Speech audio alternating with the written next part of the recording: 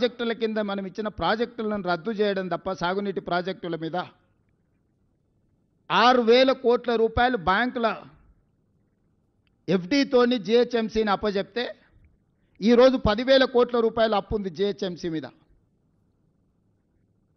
మరి కౌన్సిలర్లు వాళ్ళే గెలిచిండ్రు, కార్పొరేటర్లు వాళ్ళే గెలిచారు, ఎమ్మెల్యేలు వాళ్ళే గెలిచారు, ఎమ్మెల్సీలు వాళ్ళే గెలిచారు, ఎంపీలు వాళ్ళే గెలిచిండ్రు. మొత్తం పరిపాలన మీద 100% గుత్తాధిపత్యం వాళ్ళ చేతుల్లోనే ఉంది. ఎందుకు అభివృద్ధి చేయలేకపోయినరు?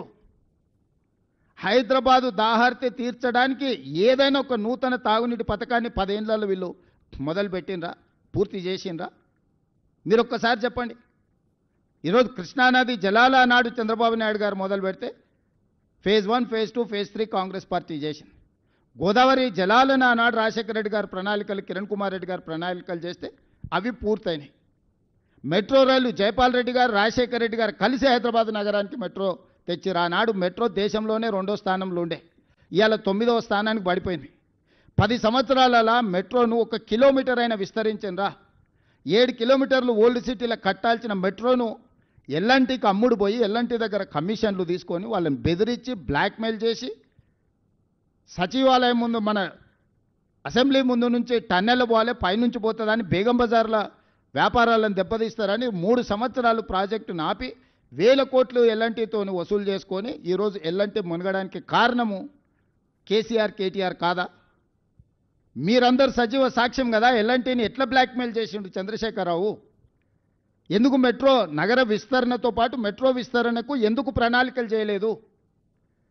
ఎందుకు కట్టలేదు? 10 సంవత్సరాలు స్ట్రైట్గా 10 సంవత్సరాల 20 లక్షల కోట్ల రూపాయల ఆదాయము చంద్రశేఖరరావు గారి చేతికి వచ్చింది తెలంగాణ రాష్ట్రంలో. 20 లక్షల కోట్ల రూపాయల ప్రజలు కట్టిన పన్నులు చంద్రశేఖరరావు గారు ఎక్కడ ఖర్చు పెట్టిండు, ఏమి నిర్మించిండు, ఏమి అదనపు ఆదాయాన్ని తీసుకొచ్చిండు? మా 10 సంవత్సరాలు మేము నికార్స్గా ఈరోజు నేను చెప్తున్నా, ప్రతి ఒక్కటి మిమ్మల్ని నేను తీసుకెళ్ళి చూపిస్తాను. అంతర్జాతీయ ఎయిర్పోర్ట్ కానీ, ఔటర్ రింగ్ రోడ్ కానీ, హైటెక్ సిటీ చుట్టూతో వచ్చిన ఐటీ కంపెనీలు కానీ, ఎడ్యుకేషనల్ ఇన్స్టిట్యూట్స్ కానీ, హైదరాబాద్లో ఈరోజు నడుస్తున్న మెట్రో కానీ, గోదావరి జలాలు కానీ, కృష్ణానది జలాలు కానీ, ఫ్లైఓవర్ల గురించి మాకు చెప్తున్నాడు. మరి చెన్నారెడ్డి గారు ఏ రోజు కట్టిండ్రు? ఇక్కడ పెద్దలు చాలామంది ఉన్నారు. ఫ్లైఓవర్ అనే విధానాన్ని కనిపెట్టింది కాంగ్రెస్ పార్టీ. బేగంపేటలో కానీ లేకపోతే తార్నాకలో కానీ ఫ్లైఓవర్లు ఎప్పుడు కట్టిండ్రు? పోనీ నువ్వు కట్టి పూర్తి చేసిన ఫ్లైఓవర్లు ఎన్ని ఉన్నాయో చెప్పు.